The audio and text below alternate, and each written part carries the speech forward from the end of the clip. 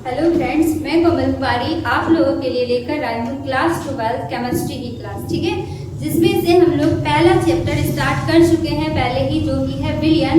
तो उसमें हम लोग आज आगे बढ़ेंगे, आगे के टॉपिक को देखेंगे। तो इसमें हम लोग अभी स्टार्ट किए थे सांद्रता के पद को, ठीक है। तो सांद्रता के पद में हम 3 पद को डिस्कस कर चुके हैं। एक था द्रव्यमान प्रतिशत, दूसरा था आयतन प्रतिशत, तीसरा था द्रव्यमान आयतन प्रतिशत, ठीक है। तो तीनों के बारे में हम लोग डिस्कस कर चुके हैं। आज हम लोग आगे उससे बढ़ेंगे और उससे आगे हम लोग देखेंगे कि और कौन कौन से पद हैं और उसमें क्या क्या हम लोग कैसे करके निकालेंगे, ठीक है। तो यहाँ पे सबसे पहले बात करें तो सांद्रता के पद में कौन कौन सा कंप्लीट हो चुका है उसको एक बार हम देख लेते हैं। सांद्रता के पद, ठीक है, यानी कोई विलयन है उसका सांद्रता अगर हम लोग को दिखाना है तो उसके लिए कुछ पद दिए गए उसको व्यक्त करने के लिए, जिसमें से 3 हम लोगों ने पहले ही डिस्कस कर लिया, ठीक है। अब यहाँ पे हम लोग देखें तो पहला पद हम लोग कौन सा पढ़े तो द्रव्यमान प्रतिशत। कौन सा था? द्रव्यमान प्रतिशत। तो और इसको जो डिनोट करते थे वो W/W% से, ठीक है, W/W प्रतिशत से डिनोट करते थे। दूसरा था आयतन प्रतिशत। दूसरा क्या था? आयतन प्रतिशत। आयतन प्रतिशत की बात करें तो इसको डिनोट करते हैं V/V प्रतिशत से, ठीक है। इसके बाद तीसरा हम लोग पढ़े कि द्रव्यमान आयतन प्रतिशत क्या होता है। द्रव्यमान आयतन प्रतिशत, द्रव्यमान आयतन प्रतिशत, ठीक है। द्रव्यमान आयतन प्रतिशत को डिनोट किससे करते हैं तो W/V से, W/V, ठीक है। W/V से द्रव्यमान आयतन प्रतिशत को डिनोट किया जाता है, ठीक है। तो अगर हम लोग तीनों के बारे में बोले शॉर्ट में, तो अगर कहीं पे लिखा हुआ है 20% क्या W/W, ठीक है, W/W, इसका मतलब क्या हो गया कि 100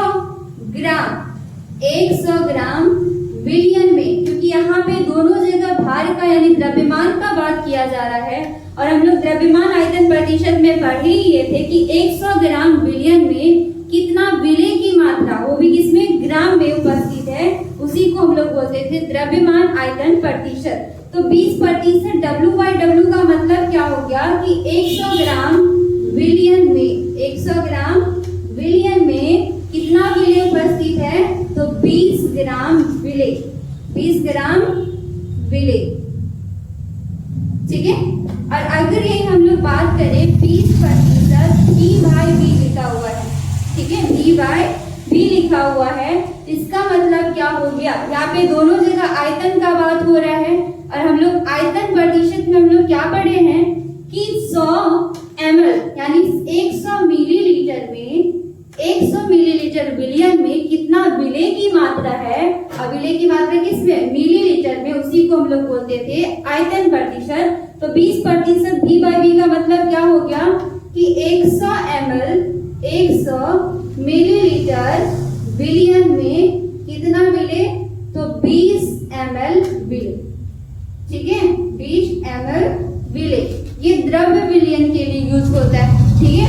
तीसरा अगर बात करें, अगर लिखा है 20% W/V, 20% W/V, तो यहाँ पे इसका मतलब क्या हो गया कि विलय की जो मात्रा है वो द्रव्यमान यानी कि ग्राम में है और विलायक जो है वो उसका आयतन दिया हुआ है यानी कि वो मिलीलीटर में, ठीक है। तो इसका मतलब क्या हो जाएगा 100 मिलीलीटर विलयन में, 100 मिलीलीटर विलयन में कितना विलय उपस्थित है तो 20 ग्राम, 20 ग्राम विलय उपस्थित है, ठीक है। 100 मिलीलीटर विलयन में 20 ग्राम विलय उपस्थित है। तो तीनों के बारे में हम लोग चर्चा कर चुके हैं पहले ही कि द्रव्यमान आयतन प्रतिशत क्या होता है, आयतन प्रतिशत क्या होता है, इसके बाद द्रव्यमान प्रतिशत क्या होता है। आज हम लोग इससे आगे बढ़ेंगे और हम लोग आज पढ़ने वाले हैं सांद्रता के चौथे पद के बारे में, वो है मोल अंश, या इसी को बोलते हैं हम लोग मोल प्रभास। क्या कहते हैं? मोल प्रभास, ठीक है। यानी कि मोल फ्रैक्शन के बारे में आज हम लोग पढ़ेंगे।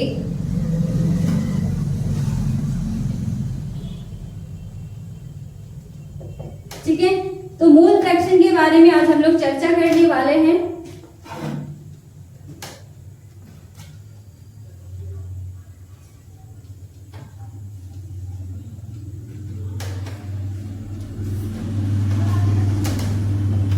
सबसे पहले यहाँ पे बात करें तो इस सांद्रता के पद को कैसे डिफाइन किया गया है।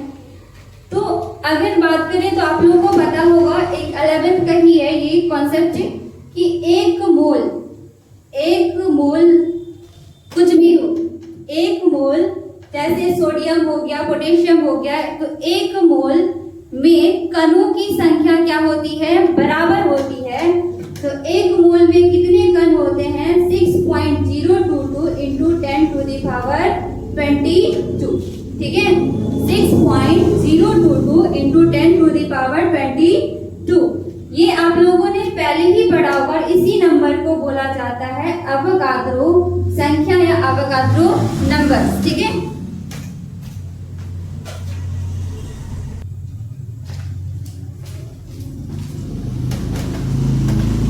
तो हम लोग कहाँ देख रहे थे कि एक मोल परमाणु हो चाहे अणु हो, उसमें कणों की संख्या क्या होती है, बराबर होती है। यानी उसमें कितने कण होते हैं, तो 6.022 इंटू 10⁻, यहाँ पे होगा 23 कण।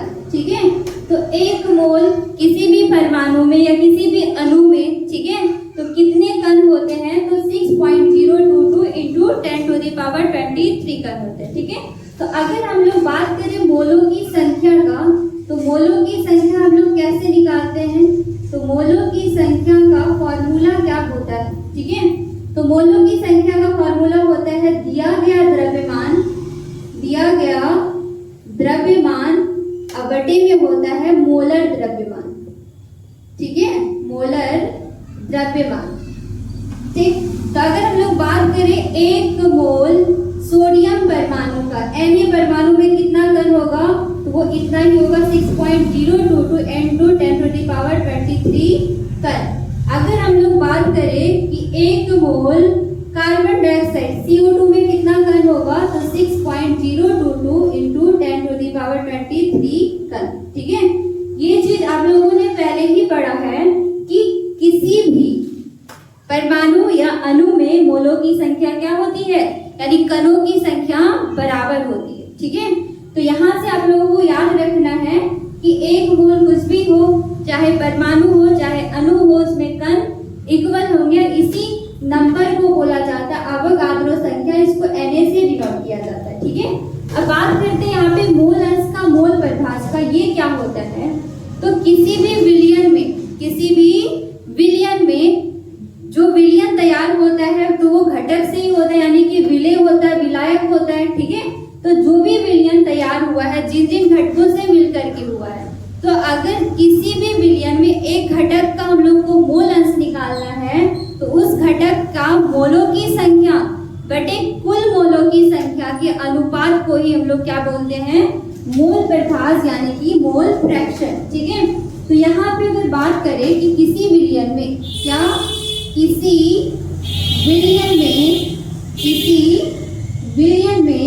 किसी भी घटक यानी किसी विलयन में घटक के मोलों की संख्या तथा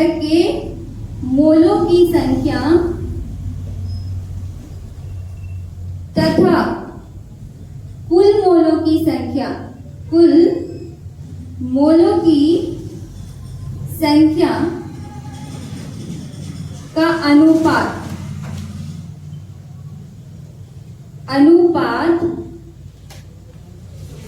को क्या कहा जाता है, मोल अंश कहा जाता है।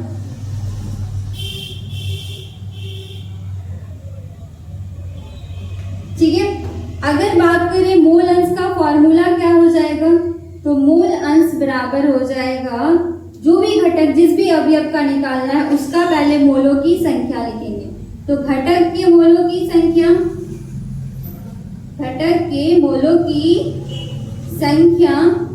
बटे में हो जाएगा कुल मोलों की संख्या। कुल मोलों की संख्या। ठीक है, तो ये रहा मूल अंश यानी कि मूल प्रभाज का फॉर्मूला। जिस भी घटक का मूल अंश मूल प्रभाज निकालना है, उस घटक के मोलों की संख्या अब बटे में क्या करना है, कुल मोलों की संख्या से भाग दे देना है। ठीक है, तो यहाँ से मूल अंश मूल प्रभाज निकल जाएगा। तो अगर हम लोग बात करें कि कोई एक विलयन है जिसमें दो घटक है, कितना घटक है, दो घटक।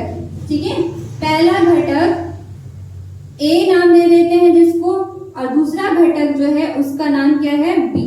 यानी किसी एक विलयन में दो घटक है, एक है ए, दूसरा है बी।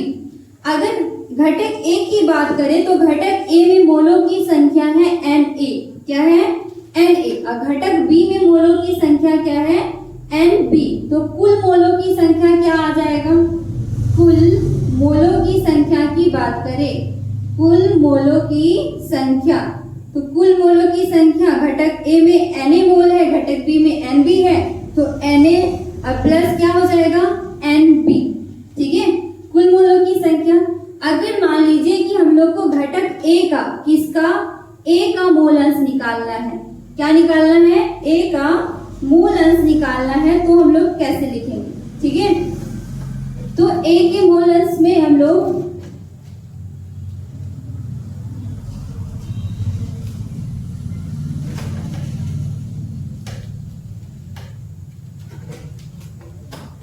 अगर हम लोग लिखे ए का मूल अंश या मूल प्रभाज बराबर क्या हो जाएगा, तो ए का निकाल रहे हैं तो ए के मोलों की संख्या कितना है, एन ए, उसको लिखेंगे हम लोग ऊपर। ठीक है, कुल मोलों की संख्या कितना है विलयन में, तो N A plus N B, तो उसी से हम लोग डिवाइड कर देंगे, N A plus N B. ठीक है, इसी तरीके से अगर बी का मोलों का संख्या मूल प्रभाज निकाले या मूल अंश निकाले, मूल अंश तो क्या हो जाएगा, तो इसका हो जाएगा, बी का निकाल रहे हैं तो बी में मोलों की संख्या एन बी और कुल मोलों की संख्या N A plus N B. ठीक है, तो ये था आप लोग का मूल प्रभाज यानी कि मूल अंश। और एक चीज याद रखना है कि जो मूल अंश है इसको एक्स से डिनोट किया जाता है, किससे, तो इसे एक्स से सूचित किया जाता है। ठीक है, एक्स से सूचित किया जाता है। तो यहाँ पे अगर हम लोग लिखे मूल अंश, तो मूल अंश मतलब कि x बराबर, ठीक है, यहाँ पे a के लिए मूल अंश निकाल रहे हैं, तो यहाँ पे हम लोग लिख सकते हैं ब्रैकेट में x a बराबर। ठीक है, यहाँ b के लिए निकाल रहे हैं तो यहाँ पे लिख सकते हैं हम लोग x b बराबर। ठीक है, तो मूल अंश को किससे डिनोट किया जाता है, तो x। ठीक, और एक चीज यहाँ पे और एक पॉइंट याद रखना है कि अगर मान लो कि किसी एक विलयन में तीन घटक है, घटक ए, घटक बी और घटक सी। ठीक है, तो यहाँ पे अगर बात करें तो घटक ए में मोलों की संख्या एन ए, इसमें हो जाएगा एन बी और इसमें हो जाएगा एन सी। कुल मोलों की संख्या कितना आ जाएगा, कुल की बात करें तो हो जाएगा N A plus N B plus हो जाएगा एन सी। अगर ए के लिए मूल अंश लिखना है तो एक्स ए बराबर क्या हो जाएगा, एन ए बटे में N A plus N B plus N C. ठीक है, बी की बात करें तो एक्स बी बराबर क्या हो जाएगा, एन ए बटे में N A plus N B plus N C. अगर हम लोग सी की बात करें तो ऊपर सी ही सिर्फ होगा, यानी कि N C equal to N A plus N B plus N C.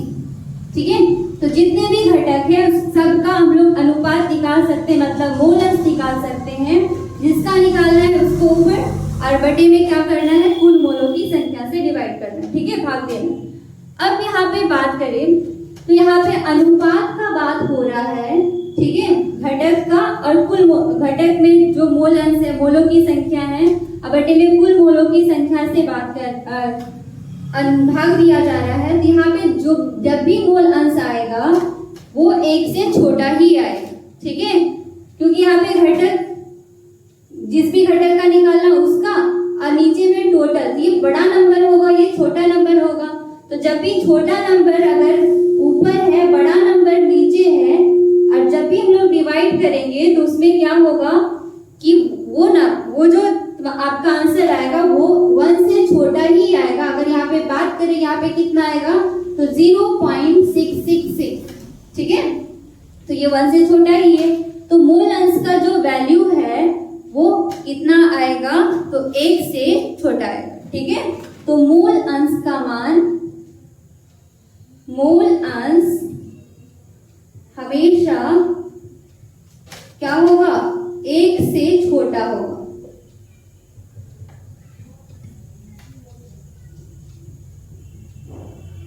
ठीक है।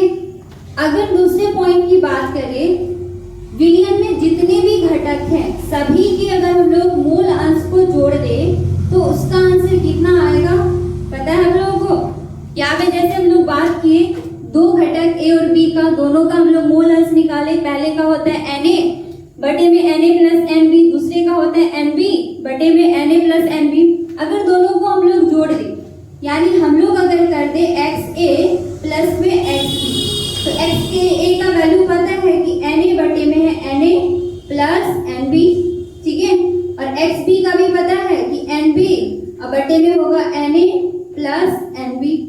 आप लोगों को पता है कि जब भी हम लोग फ्रैक्शन वाला करते हैं तो नीचे अगर सेम हो रहा है तो ऊपर वाले को हम लोग क्या करते हैं, सिंपली ऐड कर देते हैं, जोड़ देते हैं।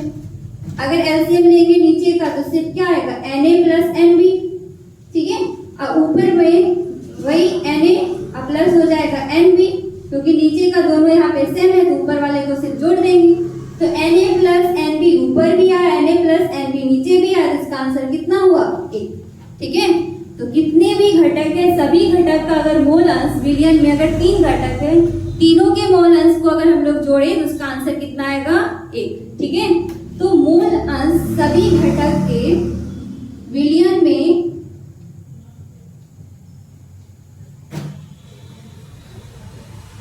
उपस्थित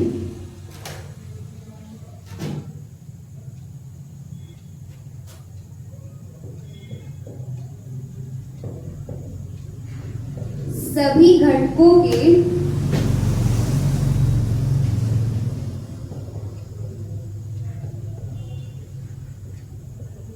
मूल अंश का योग 1 होता है। कितना होता है तो 1 होता है। ये आप लोगों को याद रखना है। कैसे होता है यहाँ पे आप लोगों को बता भी दिए, ठीक है।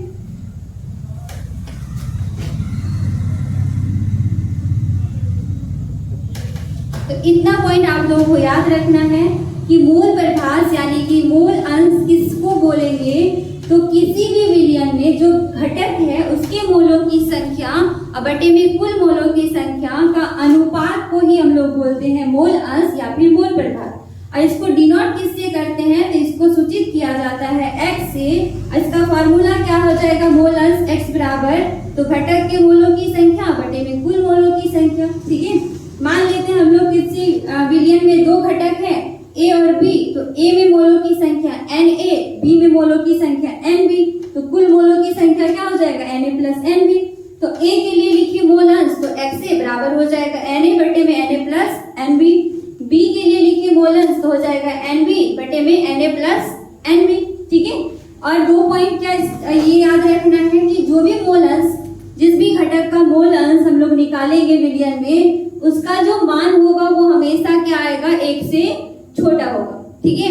इसके बाद दूसरा पॉइंट की बात करें तो जितना भी घटक है, मान लेते 2 घटक है, दोनों का मूल अंश को जोड़े तो उसका योग कितना होगा तो 1 होगा, ठीक है। ये याद रखना आप लोग। अगर 3 घटक है तो तीनों के मूल अंश को जोड़ेंगे तो उसका योग कितना होगा तो उसका भी योग 1 ही होगा, ठीक है। तो इतना आप लोगों को याद रखना है। इससे रिलेटेड अभी हम लोग न्यूमेरिकल्स भी देखेंगे, इसको भी सॉल्व करेंगे, ठीक है।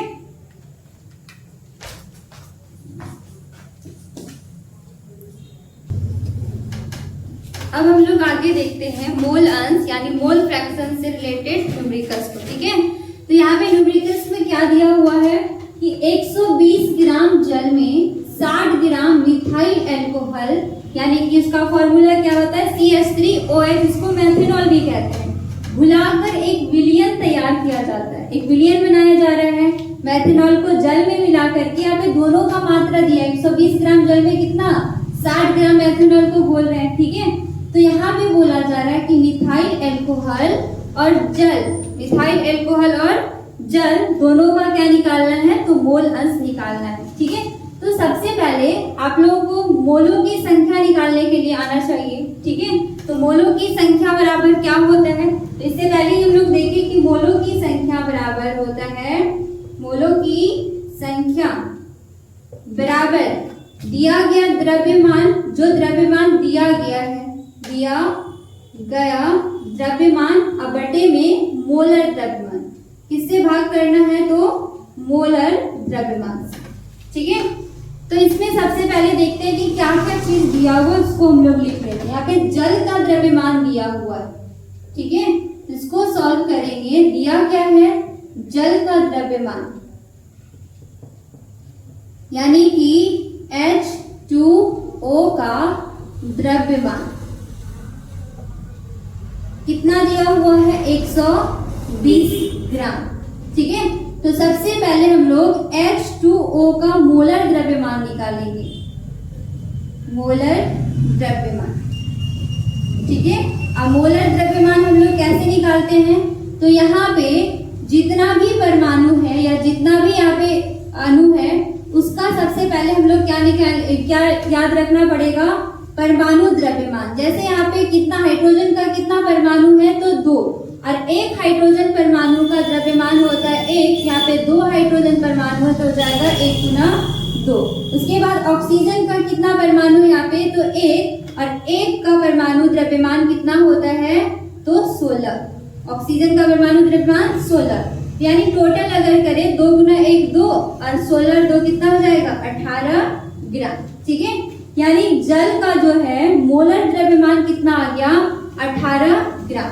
अगर हम लोग बात करें यहाँ पे जल की मोलों की संख्या, यानी जल की मोलों की संख्या निकाल रहे हैं, तो NH2O बराबर क्या हो जाएगा, दिया गया द्रव्यमान बटे में मोलर द्रव्यमान। तो कितना दिया हुआ द्रव्यमान 120 और मोलर द्रव्यमान कितना है, तो 18, ठीक है।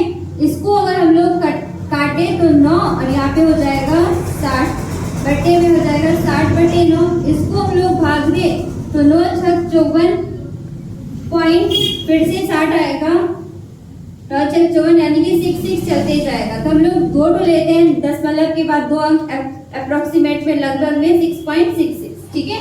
इतना आ गया किसमें, तो जल की मोलों की संख्या आ गया, ठीक है। दूसरा, अब दूसरा घटक कौन सा दिया हुआ है, तो मेथेनॉल, यानी कि मिथाइल अल्कोहल, जिसका फॉर्मूला क्या होता है, CH3OH, ठीक है। यानी दूसरा दिया हुआ है CH3OH का द्रव्यमान, कितना दिया हुआ है, CH3OH का द्रव्यमान दिया हुआ है 60 ग्राम, ठीक है। तो सबसे पहले CH3OH यानी मेथेनॉल का मोलर द्रव्यमान हम लोग निकालेंगे, क्या होगा, मोलर द्रव्यमान। तो अगर हम लोग बात करें यहाँ पे कौन कौन सा परमाणु है, कार्बन है, हाइड्रोजन है, ऑक्सीजन है, हाइड्रोजन है, ठीक है। तो सबको का हम लोग को परमाणु द्रव्यमान लिखना है, जितना रहेगा उतने से हम लोग को गुना करना है। कार्बन 1 है, एक कार्बन परमाणु का द्रव्यमान कितना होता है, तो 12, ठीक है। इसके बाद हाइड्रोजन यहाँ पे 3 और यहाँ पे 1, 4 तो है, एक का होता है, एक हाइड्रोजन परमाणु का द्रव्यमान 1 और 4 है संख्या में, तो हो जाएगा 1 गुना 4। इसके बाद ऑक्सीजन 1 है और एक ऑक्सीजन परमाणु का द्रव्यमान कितना होता है, 16, ठीक है। तो यहाँ पे सबको को हम लोग जोड़ेंगे तो 12 प्लस हो जाएगा 4 प्लस हो जाएगा 16, यानी कितना आ जाएगा टोटल, 16 4 20 और 12 हो जाएगा 32, ठीक है। यानी कि CH3OH का मोलर द्रव्यमान कितना आ गया, 32 ग्राम। अब यहाँ पे हम लोग को मोलों की संख्या निकालना है, किसमें, तो मेथेनॉल में मोलों की संख्या कितना होगा, तो CH3OH, अब मोलों की संख्या बराबर क्या होता है, दिया गया द्रव्यमान बटे में मोलर द्रव्यमान, इसको याद रखना आप लोग, ठीक है। तो कितना द्रव्यमान दिया हुआ है, 60 ग्राम, अब मोलर द्रव्यमान कितना आया, तो 32 ग्राम, ठीक है। इसको अगर हम लोग कटाए तो वो कट जाएगा, 4 से 15 चौक 60 और ये हो जाएगा 8 चौक 32, मतलब हमारा कितना आ गया, 15/8। इसको भाग करेंगे तो ये आ जाएगा 8 1 का 8, 7 बचेगा तो फिर हो जाएगा 8 8 64, फिर बचेगा वहां पे 6, 8 7 56। तो यहाँ पे 2 डिजिट कर लेते हैं, मतलब आ गया 1.87। ठीक है, अब यहाँ पे कुल मोलों की संख्या का बात करें, कुल मोलों की संख्या कितना हो जाएगा, कुल मोलों की संख्या, कुल मोलों की संख्या, ठीक है, बराबर हो जाएगा NH2O प्लस NCH3OH, यानी कि जल के मोलों की संख्या और मेथनॉल के मोलों की संख्या को जोड़ देंगे। तो जल का कितना निकला है 6.66, अब प्लस मेथनॉल का कितना निकला है 1.87, इसको जोड़ेंगे कितना हो जाएगा 7 6 13, इसके बाद 8 6 14 1 15.6 और 7 और एक हो जाएगा 8। ठीक है, यानी कि कितना आ गया 8.53। अब हम लोग बारी बारी से एक एक करके दोनों में निकालेंगे मोल अंश यानी कि मोल प्रभाज। तो पहले बात करें हम लोग जल के मोल प्रभाज की, तो यहाँ पे हो जाएगा X इंटू H2O। पहले हम लोग नोट कर लीजिए, तब इसके बाद हम लोग आगे चलते हैं।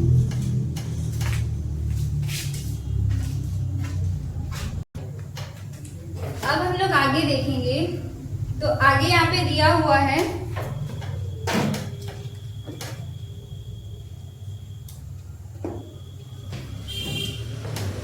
आगे अब हम लोग को निकालना है जल का मोल प्रभाज और मेथनॉल का मोल प्रभाज यानी कि मोल अंश। ठीक है, तो मोल अंश का फॉर्मूला क्या होता है, सबसे पहले जल के लिए निकाल रहे हैं, मोल अंश को x से डिनोट किया जाता है, तो x और जल का क्या हो जाएगा H2O।